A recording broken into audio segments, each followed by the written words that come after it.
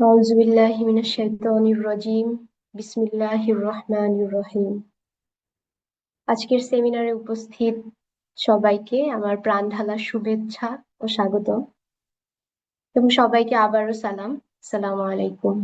আজকে আমাদের সেমিনারের আলোচ্য বিষয় হচ্ছে বিশ্বায়নের যুগে যুব জিজ্ঞাসা। বিশ্ব সৃষ্টি ও মহাজগতের অর্থকে, মহাসৃষ্টির উদ্দেশ্যকে ও সৃষ্টি জগতের হিকমতকে অর্থবহতা দান করার জন্য আমরা জানি যে মানবতাকে দায়িত্ব দেওয়া হয়েছে, মানুষকে সৃষ্টি করা হয়েছে। এই ক্ষেত্রে কিছু প্রশ্নের জবাব খোঁজা আমাদের খুবই জরুরি, যেগুলো আমাদেরকে এই যুব জিজ্ঞাসা থেকে উদ্ধৃত কিছু প্রশ্ন। প্রশ্নগুলো হলো: আমি কোথা থেকে এসেছি, কোথায় যাব, আমাকে কেন সৃষ্টি করা হয়েছে, এই জীবন আমাকে কেমন একটি অর্থবহতা প্রদান করে, জীবনের অর্থ কি এবং বেঁচে থাকার উদ্দেশ্য কি। কোনো মানুষ যদি এই সকল প্রশ্নের উত্তর খুঁজে না পায়, তাহলে সেই মানুষের অর্থহীনতায় নিপতিত হওয়া এবং আঁধারে ডুবে যাওয়া অবশ্যম্ভাবী একটা ব্যাপার। যারা তাদের জীবনকে অর্থদান করতে পারে না, জীবনের মর্ম উপলব্ধি করতে পারে না, তারাই অর্থবহতার সংকটে নিপতিত হয়।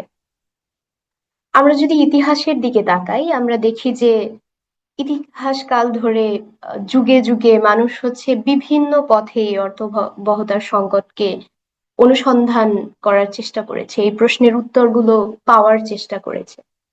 কখনো কেউ জাদুর মাধ্যমে, কখনো অন্ধবিশ্বাসের মাধ্যমে, কখনো কিছু কল্পকথার মাধ্যমে এই প্রশ্নগুলোর উত্তর বের করার চেষ্টা করেছে। কিন্তু মানুষকে আল্লাহ যেভাবে সৃষ্টি করেছেন, যে ফিতরাত দিয়ে সৃষ্টি করেছেন মানুষকে আল্লাহ, আমরা জানি যে আহসানি তাকভিমের উপর সৃষ্টি করেছেন এবং খলিফা হিসেবে সৃষ্টি করেছেন।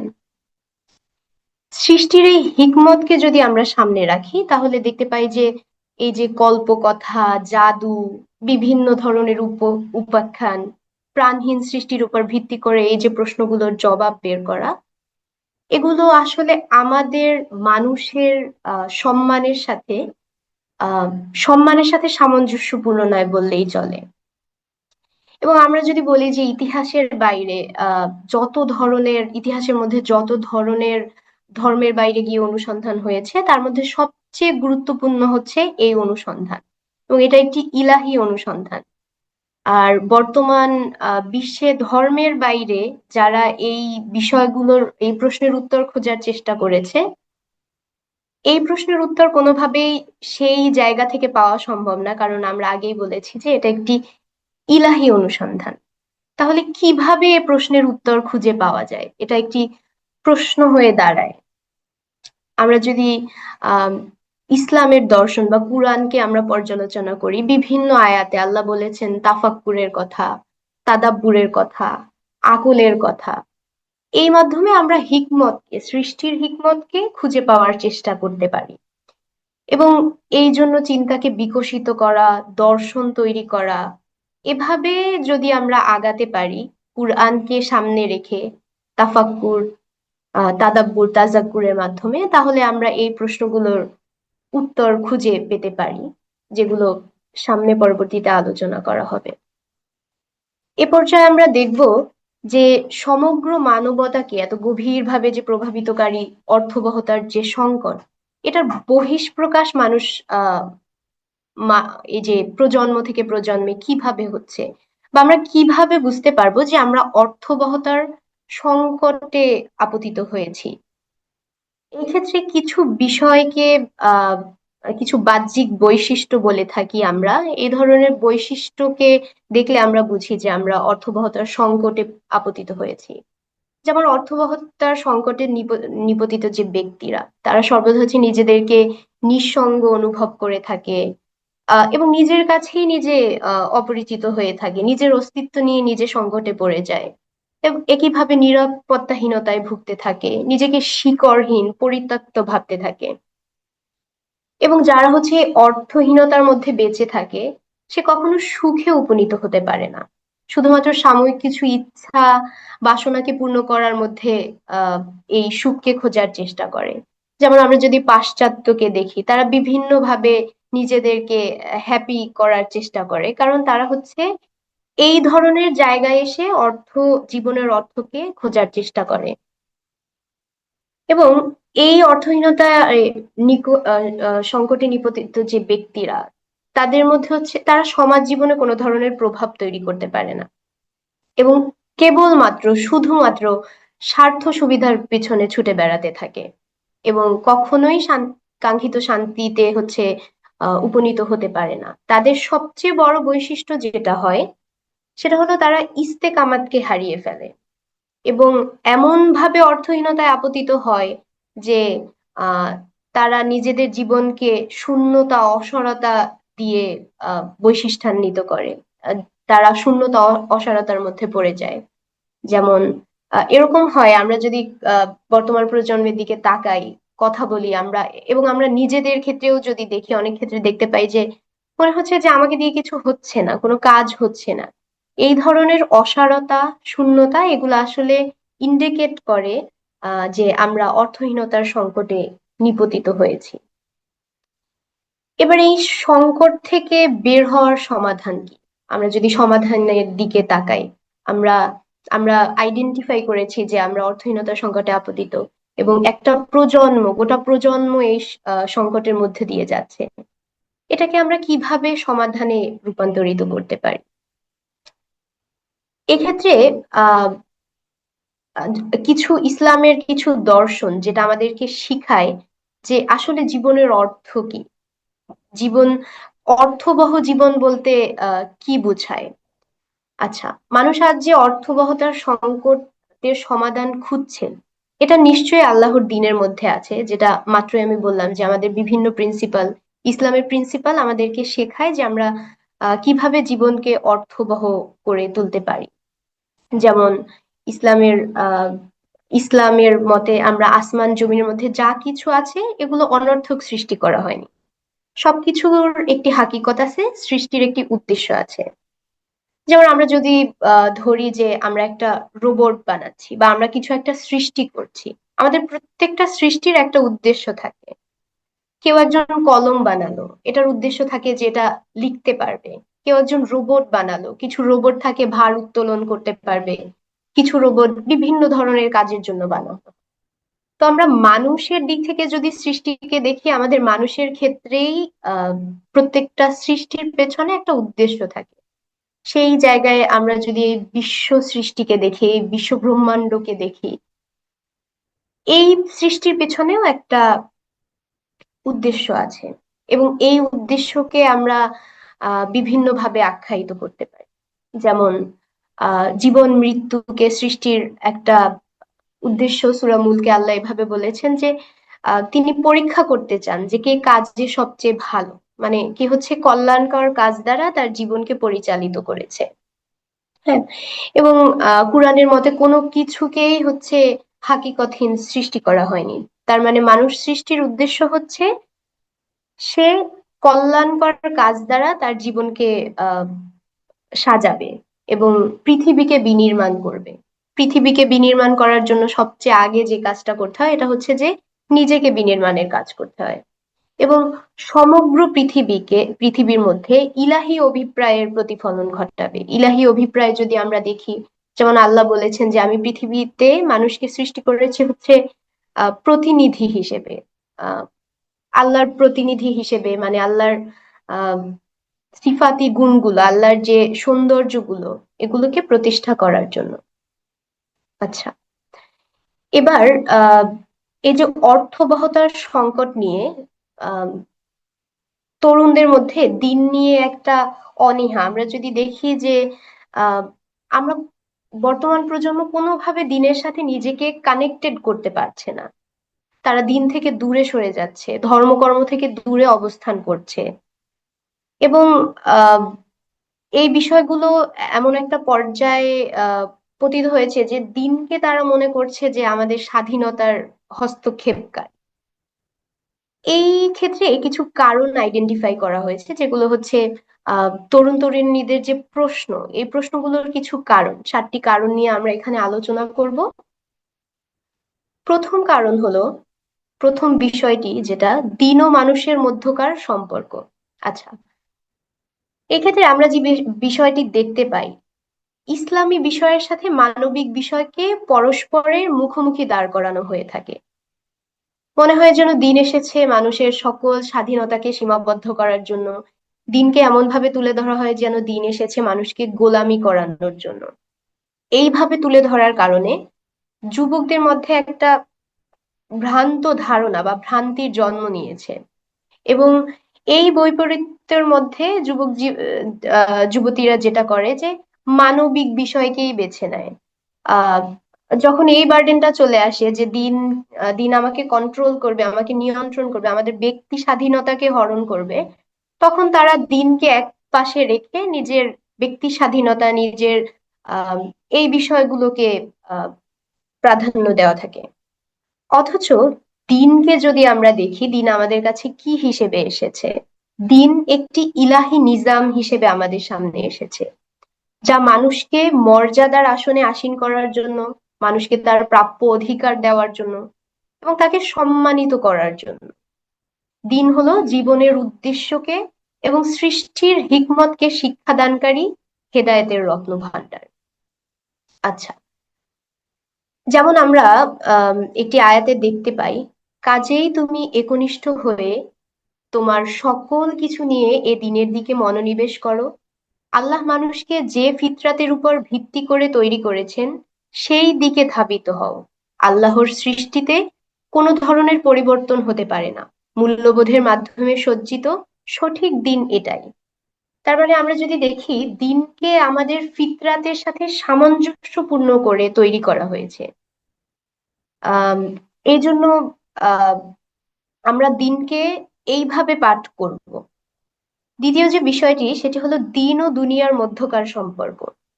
এই ক্ষেত্রে আমরা আহ খুব একটা বিষয় আমরা দেখি যে দিনকে ভুলভাবে উপস্থাপন করা এবং দিন ও দুনিয়াকে একে অপরের মুখোমুখি দাঁড় করিয়ে একটি সংঘাতময় পরিস্থিতি সৃষ্টি করা হয়ে থাকে। ফলশ্রুতিতে যেটা হয় যে মানুষ, আমরা পৃথিবী বিনির্মাণের দায়িত্বকে ভুলে আহ একটি হাদিসকে সামনে রেখে যে দুনিয়া হলো মুমিনের জন্য জিন্দান আর কাফিরের জন্য জান্নাত, এই সংঘাতময় পরিস্থিতিতে আমরা আসলে আমাদের দুনিয়ার জীবনকেই প্রাধান্য দিই। অথচ দিন হলো মূলত দিন আমাদেরকে দুনিয়া এবং আখেরাতের জীবন থেকে আলাদা করেনি, বরং দুনিয়ার জীবনকে আখেরাতের একটি আহ আখেরাতে উপনীত হওয়ার একটি মাধ্যম হিসেবে আহ উপস্থাপন করেছে। তৃতীয় যে বিষয়টি, আহ যুবকদের প্রশ্ন জিজ্ঞাসা যে সকল বিষয়কে ঘিরে, তার মধ্যে তৃতীয়টি হলো দিন ও আকলের মধ্যকার সম্পর্ক। দিন সম্পর্কে ভুল বার্তা দেওয়ার কারণে আকল ও ওহির মধ্যে সম্পর্ক স্থাপনে বেগ হয়। যেমন আকল ও ওহিকে অনেক ক্ষেত্রে সাংঘর্ষিক ভাবে দেখানো হয় এবং কি আকল ও ওহিকে মুখোমুখি দাঁড় করানো হয়। অথচ কুরআনের বিভিন্ন আয়াতে আমরা দেখি যে আল্লাহ বলেছেন, তোমরা কি চিন্তা করে দেখবে না? তোমরা কি চিন্তা করো না? এই আয়াতগুলো মূলত মানুষকে ওহির যে উপলব্ধি, এটাকে তাফাক্কুর বা চিন্তার মাধ্যমে আহ সামঞ্জস্য করার দিকে ফোকাস করা হয় আর কি। চতুর্থ যে বিষয়টি যুবকদের প্রশ্ন থাকে, সেটি হলো দিন ও বিজ্ঞানের মধ্যকার সম্পর্কের ক্ষেত্রে। আমাদের শিক্ষা ব্যবস্থার কারণে আমরা দেখি যে বিভিন্ন বিজ্ঞানাগারে দেওয়া সৃষ্টিতত্ত্বের সাথে দিনের দেওয়া সৃষ্টিতত্ত্বের একটা মানে ভয়ানক মাত্রার দ্বন্দ্ব সৃষ্টি হয়। এটার মূল কারণ হচ্ছে দিনকে সঠিকভাবে না বোঝার বিষয়। দিন বিজ্ঞান পরস্পর মুখোমুখি কোনো বিষয় নয়। যেমন আহ বিজ্ঞান হচ্ছে মূলত দিনকেই অর্থবহতা দান করে। বিজ্ঞান মূলত সৃষ্টি তত্ত্বকে পর্যালোচনা করে সৃষ্টি তত্ত্বকে প্রকাশ করে। এবং এই যে আমরা বলি যে বিভিন্ন অভিজ্ঞতার উপর ভিত্তি করে বৈজ্ঞানিক পরীক্ষা সমূহ হয়, যেমন ইবনে সিনা, ফারাবি, নিউটন, আইনস্টাইন, তারা যে ধরনের পরীক্ষাই করুক না কেন, এগুলো আল্লাহ রাব্বুল আলামিন কর্তৃক পৃথিবীতে স্থাপিত আইন কানুনের বাহিরের কিছু নয়। অনেক ক্ষেত্রে পজিটিভিজম বৈজ্ঞানিক পন্থা সমূহের মধ্যে আহ কেউ কেউ এই বিষয়কে সমালোচনা করতে গিয়ে বিজ্ঞানকে তাচ্ছিল্য করে। আহ শুধু তাই নয়, কখনো কখনো অস্বীকার করারও চেষ্টা করে যে আসলে দিনকে বিজ্ঞান দিনের সাথে স্বীকার করে যে বিজ্ঞান দিনের সাথে সাংঘর্ষিক কোনো ব্যাপার। আসলে আইন ও বিধান, এই যে দিনের, এটার মধ্যে বিজ্ঞানের সাথে কোনো বৈপরীত্য নেই। আরেকটি প্রশ্ন আমরা দেখে থাকি, বা আরেকটি বিষয়কে নিয়ে যে প্রশ্নটা থাকে, এটা হচ্ছে দিন ও সংস্কৃতির মধ্যকার সম্পর্কটা কি আসলে। আচ্ছা, এক্ষেত্রে মানে অনেক ক্ষেত্রে আমরা যেটা করি যে দিনকে সংস্কৃতির সাথে মিশ্রিত করে ফেলি। আহ কখনো কখনো আমরা ঐতিহ্যকে তাকদিস বা পবিত্র করে উপস্থাপন করে দিনে রূপান্তরিত করে ফেলি। আবার কখনো কখনো দেখা যায় যে ঐতিহ্যকে একইভাবে হচ্ছে দিনের সাথে তুলনা করে বিদআত করে ফেলি। অথচ কোনো পয়গাম্বার, কোনো রাসূলই হচ্ছে তার নিজের কওমের সংস্কৃতিকে বিশ্বজনীন একটি দিনের নিয়ম কানুনে পরিণত করেননি। একটি দিনের মধ্যে প্রবেশ করতে পারে এরকম সবচেয়ে বড় বিদাত হলো পয়গম্বর যে সমাজে প্রেরিত হয়েছেন সেই সমাজের রীতিনীতি, ঐতিহ্য, সংস্কৃতি ও প্রথাকে দিনে রূপান্তরিত করা। ওহিকে একটি সংস্কৃতির ফলাফল হিসেবে পড়া যতটা ভুল, একইভাবে সংস্কৃতিকে দিনে রূপান্তরিত করাটাও ততটাই ভুল। 6 নাম্বার আমরা যে প্রশ্নটা দেখি সেটা হচ্ছে দিন ও আখলাকের মধ্যকার সম্পর্ক কি। আহ তাত্ত্বিকভাবে যুবকদেরকে নেতিবাচক ভাবে প্রভাবিত করে দিন ও আখলাকের মধ্যে একটি ব্যর্থ সম্পর্ক দাঁড় করানো হয়েছে আখলাক শব্দকে পরিভাষাকে সীমিত করে। অথচ দিন মূলত আহ আখলাককে উৎপাদনকারী একটি বিষয় হিসেবে আমাদের সামনে এসেছে। দিন মূলত আখলাকি বৈশিষ্ট্যকে প্রতিষ্ঠাকারী একটি বিষয় হিসেবে আমাদের কাছে এসেছে। সপ্তম যে বিষয়টি আমরা দেখি, যে প্রশ্নটি, মানুষ ও আল্লাহর মধ্যকার সম্পর্ক নিয়ে। মানুষ ও আল্লাহর মধ্যকার সম্পর্ককে শুধুমাত্র কুদরত, ইরাদা, হাকিম, মাহকুম, মনিব, গোলাম এর উপর ভিত্তি করে স্থাপন করলে অসম্পূর্ণ রয়ে যায়। অথচ মানুষ ও আল্লাহর মধ্যকার সম্পর্ক একটি মিসাক বা চুক্তির সম্পর্ক। এই চুক্তিকে দুই ভাগে ভাগ করা হয়ে থাকে, একটি হলো শাহাদাত মিসাক, অপরটি হলো আমানত মিসাক। শাহাদাত মিসাক হচ্ছে আমরা আম, পরবর্তীতে আমরা এই বিষয়ে আরো বিস্তারিত আলোচনা করব। এরপরে আমরা দেখি যুবকদেরকে ধ্বংসকারী 3টি অবসর, এবং আমরা এটা জানি। এই 3টি অবসরের মধ্যে একটি হচ্ছে অবসর সময়, অবসর মস্তিষ্ক, অবসর হৃদয়। যে এই বিষয়গুলো মূলত আমাদেরকে অর্থহীনতার সংকটে নিপতিত করে, আমাদের জীবনকে অর্থহীন করে তোলে, আমাদেরকে আমাদের হাকিকতের কাছ থেকে আহ দূরে নিয়ে যায়। যেমন আহ আমরা জানি যে বর্তমান বিশ্বায়নের যে যুগ, আমরা অনেক বেশি ভার্চুয়াল জগতের আহ সাথে চলছি, এবং এই জায়গায় গিয়ে আমরা হচ্ছে নিজেদেরকে ভার্চুয়াল জগতের নিকটে সমর্পণ করছি। এটা একটা প্রধান কারণ হয়ে দাঁড়ায় যে আমরা আমাদের জীবনকে অর্থহীন করে ফেলি। এবং একজন যুবক যে হচ্ছে হাকিকত অন্বেষণ করে, তার জন্য সবচেয়ে বড় মুসিবত এটা। সময়ের অপচয় করা, জীবনকে অনর্থক কাজে ব্যয় করা, এটা হচ্ছে একজন যুবকের জন্য সবচেয়ে মুসিবতের বিষয়। দ্বিতীয় একটি অবসর আমরা দেখি, অবসর মস্তিষ্ক। এবার আমরা অবসর মস্তিষ্কের কথা আসতেই আমরা মনে করি যে আমরা হচ্ছে আমাদের একাডেমিক পড়াশোনার যে বিষয়টা আসে, যে আমরা পড়াশোনা তো করছি, তাহলে আমরা আমাদের মস্তিষ্ক অবসর নেই। কিন্তু মূলত যে বিষয়গুলো শূন্য মস্তিষ্ককে পূর্ণ করতে পারে সেগুলো হলো জ্ঞান, হিকমত, মারিফাত, এবং যত ধরনের উপকারী জ্ঞান আছে সেগুলোর পিছনে ছুটে বেড়ানো, এবং এই ধরনের বিষয় দিয়ে পরিপূর্ণ করা। আরেকটি বিষয় আমরা দেখি যে আহ অবসর যে হৃদয়, আমাদের অবসর কল্প, এটাও আমাদেরকে অর্থহীনতায় আপতিত করে। এই জায়গায় আমরা যেটা করতে পারি সেটা হচ্ছে যে আমাদের হৃদয়কে আহ ভালোবাসা দিয়ে রবের প্রতি ভালোবাসা দিয়ে পূর্ণ করতে পারি, সমগ্র সৃষ্টির প্রতি ভালোবাসা দিয়ে পূর্ণ করতে পারি। এবং এক্ষেত্রে আরো কিছু বিষয় আছে যেটা আমাদের কলকে পরিপূর্ণ রাখতে পারে, যেমন আমাদেরকে নিয়ন্ত্রণ করে এমন ধরনের প্রভাব বিস্তারকারী সকল ধরনের বন্ধন, দাসত্ব, এগুলো থেকে নিজেদেরকে মুক্ত করা। তারপরে কঠিন দুর্ভিক্ষের সময় নিজেদের সম্পদকে দরিদ্রের সাথে ভাগাভাগি করা, শক্তি ক্ষমতার মুখ থেকে নিজেদেরকে মুক্তি করা, অহংকার শ্রেষ্ঠত্বের মুখ থেকে মুক্তি করা। এই জিনিসগুলো আমাদের জিকির, এই জিনিসগুলো হচ্ছে আমাদের হৃদয়কে, কল্পকে পরিপূর্ণ করে রাখে। এরপরে আমরা দেখব রবের সাথে বা আমাদেরকে যে সৃষ্টি করেছেন, আমাদের সৃষ্টিকর্তার সাথে আমাদের তিনটি মিসাক বা ওয়াদার যে বিষয়, একটি হচ্ছে মিসাকুল শাহাদা, একটি হচ্ছে মিসাকুল আমানা, একটি মিসাকুল রিসালা। মিসাকুল শাহাদা বা শাহাদাতের মিসাক হলো ইমানের মূল একটি বিষয়।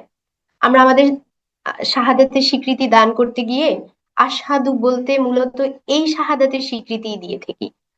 আল্লাহ ও মানুষের মধ্যকার শাহাদাতের যে মিসাক, এই মিসাক মূলত কোনো কোনো ধরনের মাধ্যম ছাড়াই সরাসরি চেনা ও জানার একটি মিসাক।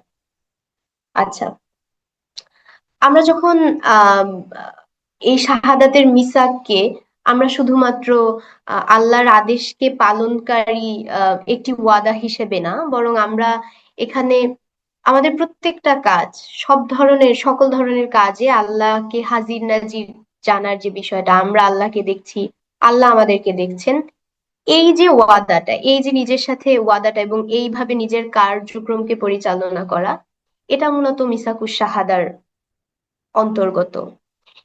এরপরে আমরা দেখতে পাই মিসাকুল আমানা, দ্বিতীয় মিসাক, যেটা এই মিসাক অনুযায়ী সকল কিছুই মানুষকে আমানত হিসেবে দেওয়া হয়েছে।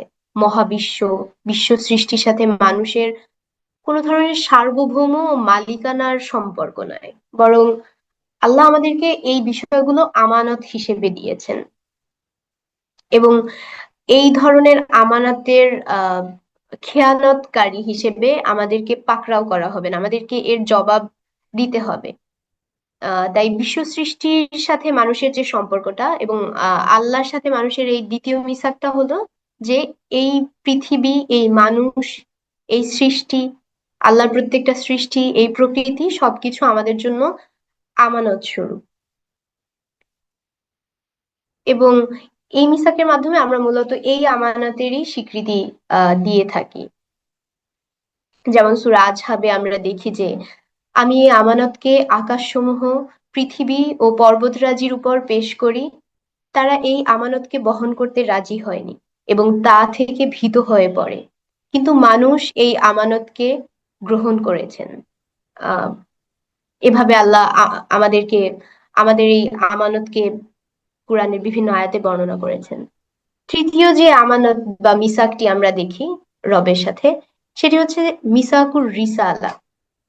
আচ্ছা, রিসালাতের মিসাক হলো মহান আল্লাহ রাব্বুল আলামিন তার পয়গম্বরগণের সাথে যে মিসাক করেছেন, সেই মিসাক, সেই শাহাদাতের মিসাক, মানুষ আল্লাহর মধ্যকার যে মিসাক, আমানতের মিসাক, এবং সবশেষে রিসালাতের যে মিসাক, এগুলো হচ্ছে পয়গম্বর গণের মধ্যে সাথে আল্লাহর যে মিসাক। এবং এই পয়গম্বরের মাধ্যমে আল্লাহ হচ্ছে এখানে মানুষদেরকেও ইনক্লুড করে, মানবতাকে ইনক্লুড করে তাদেরকে আহ মানুষের উপমা হিসেবে দেখিয়ে এই চুক্তিতে আমাদেরকেও অন্তর্ভুক্ত করেছেন। এবং এই মিসাককে আমরা আহ এই শাহাদাতের রিসালাতের যে মিসাক, এটাকে আমরা বিভিন্ন ভাবে দেখতে পারি, এটাকে আমরা সুন্নতের সাথে কানেক্ট করতে পারি। নবুয়তের যে অবশ্যম্ভাবী ফলাফল, সুন্নাত, আল্লাহর কিতাব, রাসূলের বয়ান, তার কাজের মাধ্যমে আমাদের প্রদর্শিত যে পথের নাম। হ্যাঁ, মানে শুধুমাত্র শারীরিক সুন্নতের সাথে মিসাকুর রিসালাকে কানেক্ট করা যায় না, এটা আকল, রূহ, কথার সুন্নতের সাথে কানেক্টেড। যেমন আমাদের কথা, কাজ, আমাদের কল, আমাদের আকল কোন পন্থায় পরিচালিত হবে এবং আমরা এটাকে কোন পন্থায় পরিচালিত করব, এই ধরনের স্বীকৃতি আমরা দিয়ে থাকি আল্লাহর সাথে।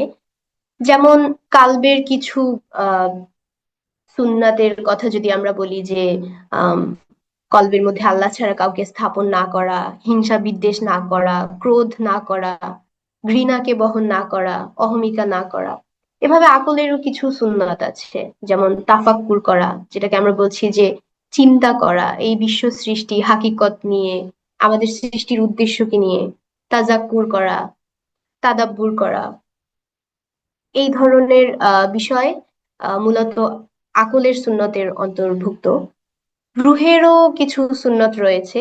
রুহের সবচেয়ে বড় সুন্নত হলো মহাবিশ্ব সৃষ্টি জগৎ এবং বিশ্ব ব্রহ্মাণ্ডকে রহমতের দৃষ্টিতে দেখা ও স্পর্শ করা।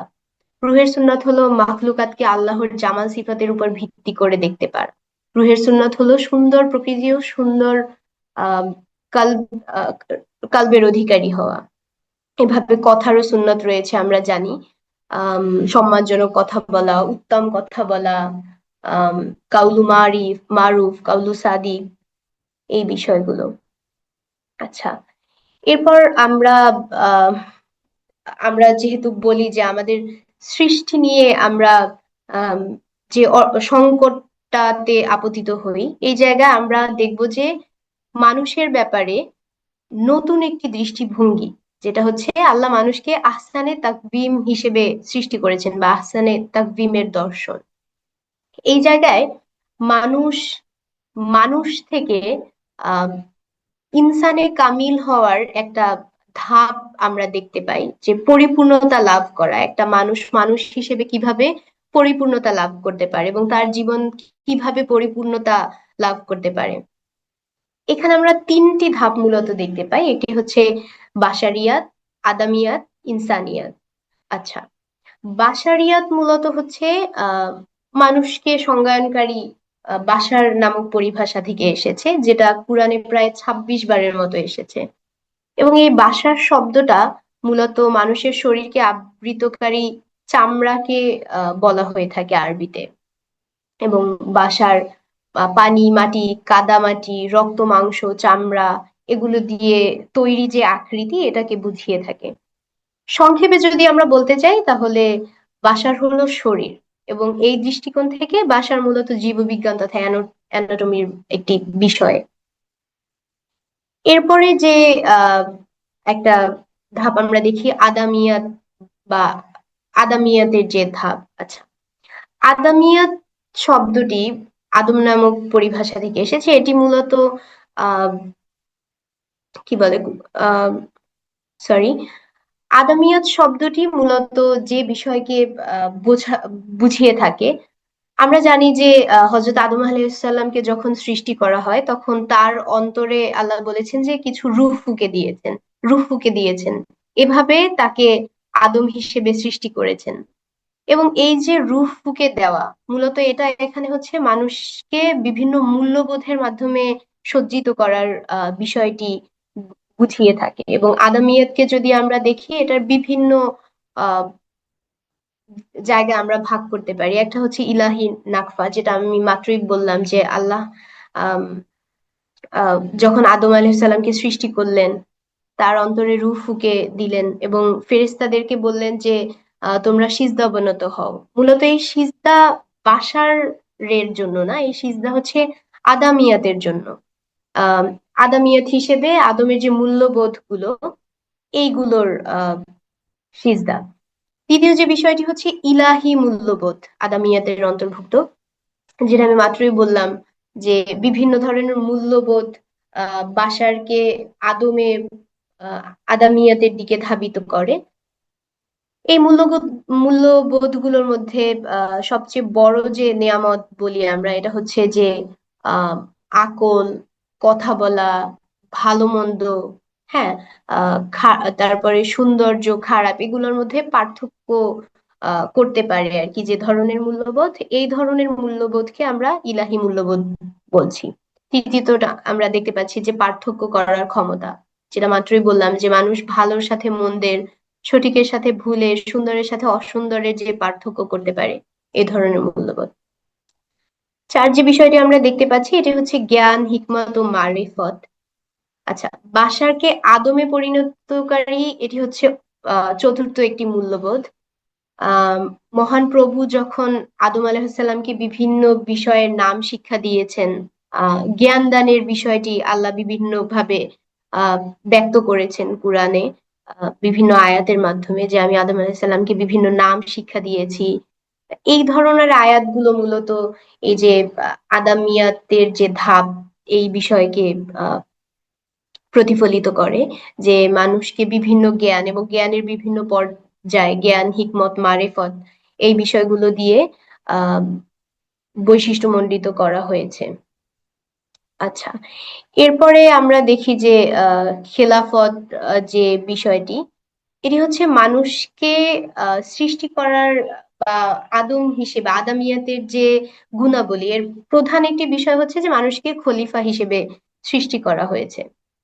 এবং এই যে খলিফা হিসেবে সৃষ্টি করা মানে হচ্ছে তুমি দুনিয়াকে বিনির্মাণ করবে এবং তার আগে নিজেকে বিনির্মাণ করবে।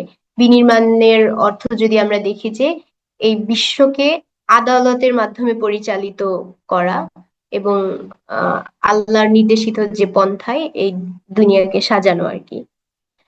এরপরে আমরা পরের যে ধাপটি দেখি, আহ যেটাকে আমরা বলছি যে সর্বোচ্চ চূড়া একটা মানুষের মানুষ হওয়ার আহ পরে যে সর্বোচ্চ পরিপূর্ণতার ধাপ, এটা হচ্ছে ইনসানিয়াত। এবং এই ইনসানিয়াত হচ্ছে বেশ কিছু বিষয়কে অন্তর্ভুক্ত করে। প্রথম হচ্ছে আমানত। মানুষের যে বাশারিয়াত থেকে আদামিয়াত, আদামিয়াত থেকে ইনসানিয়াতে যাওয়ার যে মূল একটা দায়িত্ব হিসেবে মানুষকে দায়িত্ব দিয়ে সৃষ্টি করা হয়েছে, এটি হচ্ছে আমানত। যে আমি তোমাদেরকে সৃষ্টি করেছি, এই দুনিয়াকে আমানত হিসেবে দিয়েছি। এই আমানতের অর্থ হলো ঈমান, তাওহীদ, খেলাফত, তাকলিফ, আকল, আদালত, জ্ঞান, স্বাধীনতার দায়িত্ব। তাফসিরে বিভিন্ন সময় বিভিন্ন বিষয়কে আমানত হিসেবে সংজ্ঞায়িত করা হয়েছে। মূলত যদি বলি এক কথায়, মানুষের দুনিয়ার জীবনকে রক্ষা করার জন্য যে ধরনের মানুষের দুনিয়ার জীবনকে পরিচালিত করার জন্য আল্লাহর যে ধরনের সৃষ্টি আছে, সবকিছুকে রক্ষা করাই হচ্ছে আমানত। এরপরে যে বিষয়টি আমরা দেখি, আহসানে তাকভিমের যে দর্শন আমরা বলি, যে আল্লাহ মানুষকে হচ্ছে আহসানে তাকভিম বা সর্বোচ্চ সৌন্দর্য দিয়ে তৈরি করেছে। এই সর্বোচ্চ সৌন্দর্যটা মূলত আহ বাহ্যিক সৌন্দর্যকে অন্তর্ভুক্ত করে না, এটা একটা মানুষের আখলাকি আধ্যাত্মিক সৌন্দর্যকে ইনক্লুড করে। যেমন একটা মানুষ তার আখলাকি দিক থেকে কতটা সমুন্নত, এবং আমরা জানি যে যে মানুষের আখলাক যত বেশি সমুন্নত, তার মর্যাদা তত বেশি বেশি। এই যে আহ মানুষের আম, আখলাকি যে আহসানে তাকবিম হওয়ার জন্য বেশ কিছু বিষয়ের মধ্যে থেকে যেতে হয়, যেমন গুনাহ থেকে দূরে থাকা, তারপরে আল্লাহর সাথে সম্পর্ক স্থাপনার ক্ষেত্রে হচ্ছে হাকিকতকে সামনে রাখা, তারপরে হচ্ছে উনস বা অদৃশ্যমানতার পর্যায়ে। এ পর্যায়ে হচ্ছে আমরা জানি যে বান্দার দ্বারা অর্জিত যা কিছু আছে সবকিছু আল্লাহর জন্য। উমরান, এটি হচ্ছে যে আহ আল্লাহ যে পৃথিবীকে বিনির্মাণের জন্য, ইমার করার জন্য যে মানুষকে দায়িত্ব দিয়েছে, এই জায়গা থেকে আছে। এরপর আরো আছে আখলাক বিষয়ে আমরা অনেক আলোচনা করেছি। যেমন আখলাককে আল্লাহ হচ্ছে মানুষকে এই ফিতরাতের উপর তৈরি করেছে। একটা শিশু যখন মায়ের পেট দিয়ে জন্ম নেয়, তখন তার মধ্যে কোনো ধরনের মূল্যবোধ থাকে না। কিন্তু মূলত মানুষের যে গুণাবলী সমূহ, মানুষের ফিতরাত মানুষকে এই ধরনের ভালো বিষয়ের দিকে ধাবিত করে। এরপরে আমরা যাব যে যারা হাকিকতের অনুসন্ধানী, যারা জীবনের অর্থবহতার আহ অনুসন্ধানী, তারা আসলে কোন পথ ধরে, কোন আহ পর্যায়ে কিভাবে নিজেদেরকে পরিচালিত করবে। এক্ষেত্রে আমরা দেখি যে মারেফাতুল্লাহ তথা আল্লাহকে চেনা। একজন মুমিন হচ্ছে, মুমিনের জন্য সবচেয়ে বড় হাকিকত হলো মারিফাতুল্লাহ। যেমন আল্লাহকে সঠিকভাবে জানা, তাকবিনী তানজিলি আয়াতকে, আল্লাহর আসমা সিফাত গুণাবলী সমূহকে সঠিকভাবে ইদ্রাক বা উপলব্ধি করা। দ্বিতীয় যে পর্যায় সেটি হচ্ছে তাজকিয়াতুন নফস।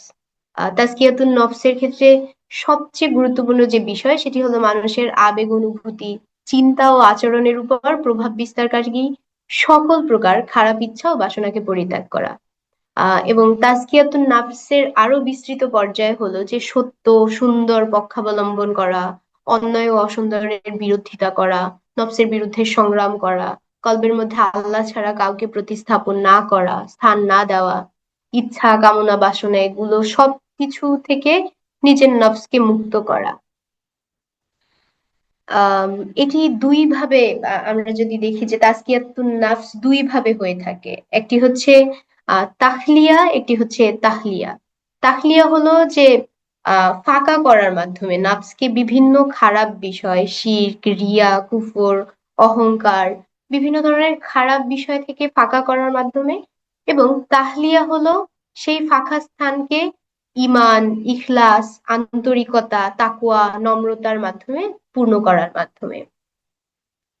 এরপরে আমরা যে বিষয়টি দেখি কর্ম ও আচরণের সংশোধন। কর্ম আচরণের সংশোধনের ক্ষেত্রে আহ মানুষকে চারটি সম্পর্ককে সর্বদা সামনে রাখতে হয়। এক হচ্ছে মানুষের তার রবের সাথে সম্পর্ক, মানুষের তার নিজের সাথে সম্পর্ক, মানুষের অন্যদের সাথে সম্পর্ক এবং বিশ্ব জগতের সাথে মানুষের সম্পর্ক।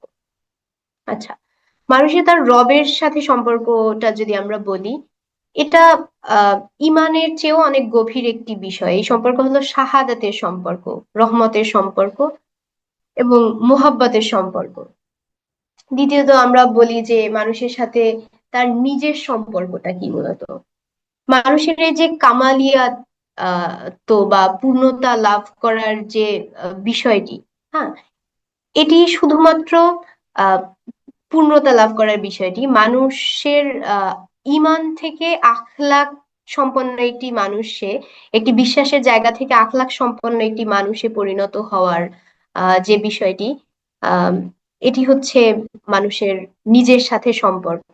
মানুষ কিভাবে তার জীবনকে পরিচালনা করবে, তার কোন পন্থা অবলম্বন করা উচিত, মানুষের অন্য মানুষের সাথে সম্পর্ক। এতে কোনো সন্দেহ নেই যে মানুষ শুধুমাত্র তার নিজের মধ্যেই সীমাবদ্ধ নয়, কারণ আমরা জানি যে মানুষ সামাজিক জীব। জীব হওয়ায় সে তার আশেপাশের মানুষকে নিয়েই পরিপূর্ণতা লাভ করে। মূলত মানুষের যে অন্য মানুষের সাথে যে সম্পর্ক, এই সম্পর্কটা মূলত আহ আমরা জানি যে আমরা সমাজে চলছি, কিন্তু আমরা একটা মানুষ। আমরা শুধু নিজেকে নিয়েই ভাবতে পারি না। এই পৃথিবীতে আল্লাহ আমাদেরকে সামাজিক জীব হিসেবে সৃষ্টি করেছে এবং এর বিভিন্ন মাত্রা আছে। আমরা জানি যে অন্য মানুষের সাথে সম্পর্কটা কিভাবে হবে। যেমন হচ্ছে যে আমরা একজন বান্দা হলেই হবে না, আমাকে একজন ভালো বন্ধু হতে হবে, একজন সহানুভূতিশীল মা হতে হবে, একজন উৎসর্গকারী বাবা হতে হবে, একজন সালিহা স্ত্রী হতে হবে, বিশ্বস্ত একজন স্বামী হতে হবে, আমানতদার প্রতিবেশী হতে হবে এবং একজন সৎ ব্যবসায়ী হতে হবে, একজন ন্যায়পরায়ণ বিচারক হতে হবে। মূল বিষয় যদি আমরা বলি যে আমাদের মানুষের সাথে সম্পর্কটা এমন হতে হবে যাতে আমরা কারো হককে, কারো অধিকারকে নষ্ট না করি এবং আমরা সর্বদা মানুষের সাথে একটি মারহামাতপূর্ণ অবস্থান। এরপর আসে যে বিশ্ব সৃষ্টির সাথে মানুষের সম্পর্ক। এটা কি এমন যে আমাদেরকে সৃষ্টি করা হয়েছে এবং আমাদের সেবার জন্য শুধু অন্যান্য সৃষ্টিকে সৃষ্টি করা হয়েছে, তাই আমরা যা ইচ্ছে তাই করতে পারি? বিষয়টা এরকম না। এর আগেই আমরা বলেছি যে বিশ্বের সাথে আমাদের সম্পর্কটা মূলত হচ্ছে আমানতের সম্পর্ক। আল্লাহ আমাদেরকে প্রত্যেকটা সুবিধা নেওয়ার জন্য যে বিষয়গুলোকে সৃষ্টি করেছেন এগুলো আমানত হিসেবে রেখেছেন এবং এগুলোকে এভাবেই আল্লাহর কাছে আমাদেরকে ফেরত দিতে হবে। এরপরে আরেকটি বিষয়ে আমরা শিফট করছি, এটি হচ্ছে পর্দার ব্যাপারে যুব সমাজের একটি জিজ্ঞাসা যে পর্দা মূলত কি। এবং এই বিষয় নিয়ে যে ধরনের বিতর্ক, যে ধরনের আম, বৈপরীত্য আছে, এটা মূলত সমাজকে বিভক্তকারী বিতর্ক ছাড়া আর কিছুই নাই। পর্দাকে আমরা যদি দেখি, এটাকে বিভিন্ন দৃষ্টিভঙ্গি থেকে আমরা ব্যাখ্যা করতে পারি আমাদের কোরআনের বিভিন্ন আলোকে। যেমন হচ্ছে পর্দার ফিতরাতি দৃষ্টিকোণ, পর্দার ব্যাপারে কালামি দৃষ্টিকোণ, পর্দার ব্যাপারে ফিকহি দৃষ্টিকোণ, পর্দার ব্যাপারে আখলাকি দৃষ্টিকোণ, হ্যাঁ, পর্দার ব্যাপারে নন্দন তত্ত্বের যে দৃষ্টিকোণ। আচ্ছা, এবার আমরা যে বাশারিয়াত থেকে আদামিয়াতের দিকে, আদামিয়াত থেকে ইনসানিয়াতের দিকে, এই যে যাত্রাকালে মানুষ সর্বপ্রথম যে বিষয়টি উপলব্ধি করে, আহ এই বিষয়টি হচ্ছে মূলত পর্দার ফিতরাতি দৃষ্টিকোণের সাথে কানেক্টেড। যেমন আমরা দেখি যে আদম আলাইহিসসালামকে যখন আহ জান্নাত থেকে তারা যখন নিষিদ্ধ ফল খাওয়ার কারণে বিতাড়িত হয়, তখন তাদের শরীর থেকে পোশাক খুলে যাওয়ার যে ব্যাপারটা, মূলত এই যে পর্দা, এটা মূলত আহ মানুষের ফিতরাতের সাথে কানেক্টেড একটি বিষয়। এবং এটা হচ্ছে মানুষের আহ এই বিষয়টা এমন না যে এটা শুধু নারীর জন্য হবে, পুরুষের জন্য না। মূলত এই ফিতরাতি বিষয়টা, পর্দার যে হায়ার বিষয়টা, এটা হচ্ছে নারী পুরুষ নির্বিশেষে সকলের জন্যই প্রযোজ্য। এরপর আমরা দেখি পর্দার ব্যাপারে কালামি দৃষ্টিকোণ।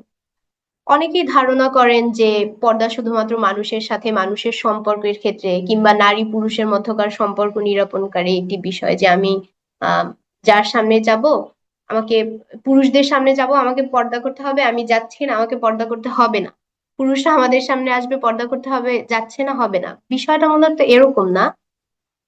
পর্দা মূলত আল্লাহর সাথে মানুষের সম্পর্কেও নিরূপণকারী একটি বিষয়। যেমন আহ ইসলামের সবচেয়ে বড় একটি গুরুত্বপূর্ণ বিষয় হচ্ছে হায়া। হ্যাঁ, এই জায়গা থেকে আমরা আহ, শুধু নারী পুরুষকার পুরুষের মধ্যকার সম্পর্ক না, আল্লাহর সামনে আমাদের লজ্জাশীলতার সাথে কানেক্টেড একটি বিষয়।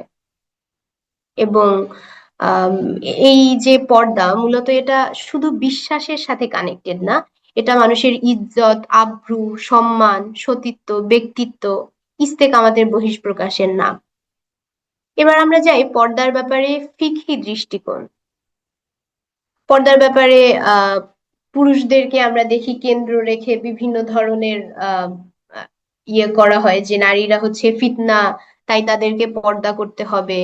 হ্যাঁ, নারীরা পুরুষদের সামনে আসলে তাদেরকে পর্দা করতে হবে। এই ফিকহি দৃষ্টিকোণটা মূলত নতুন বয়ানের মাধ্যমে সৃষ্ট, বা কিছু অপব্যাখ্যার মাধ্যমে এই বিষয়টি। কিন্তু আমরা যদি ফিকহি দৃষ্টিকোণকে ভালোভাবে পর্যালোচনা করি, তাহলে দেখতে পাই যে পর্দাকে কখনোই হচ্ছে আওরাতের পর্দা হিসেবে দেখা হয় নাই, আদেশ করা হয় নাই। এটাকে মূলত আহ ইসমতের চাদর, সম্মানের প্রতীক, তারপরে সম্মানের ইহরাম হিসেবে আল্লাহ ফরজ করেছেন। মানে এটা এই বিষয় না যে আহ আমি হচ্ছে একটি ফিতনার জন্য আমাকে পর্দা করতে হবে। পর্দা মূলত মানুষের সম্মান এবং ইজ্জতকে সামনে রেখে ফরজ করা হয়েছে। এবার দেখি পর্দার আখলাকি দৃষ্টিভঙ্গি। আচ্ছা, এই ক্ষেত্রে একটা বিষয় আমাদের আহ আহ, সামনে আসে, এটি হচ্ছে হায়া।